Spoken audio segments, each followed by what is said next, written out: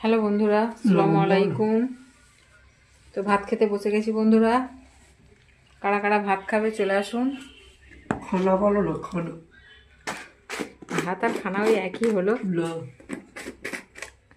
তো বন্ধুরা, এখানে হচ্ছে গরুর মাংস কষা, এটা হলো লাউ শাক চচ্চড়ি, এটা হলো আলু পোস্ত। তো আমি ভাত খেতে শুরু করে দিচ্ছি বন্ধুরা। তো কে কে আমার সাথে খাবেন চলে আসুন। তো আমি শুরু করছি। এই দিলাম ঝোল ভাতে। তো আমি খেতে শুরু করে দিচ্ছি বন্ধুরা। ভালো থাকবেন, সুস্থ থাকবেন, দেখা হবে পরবর্তী ভিডিওতে। তো আমি খাই।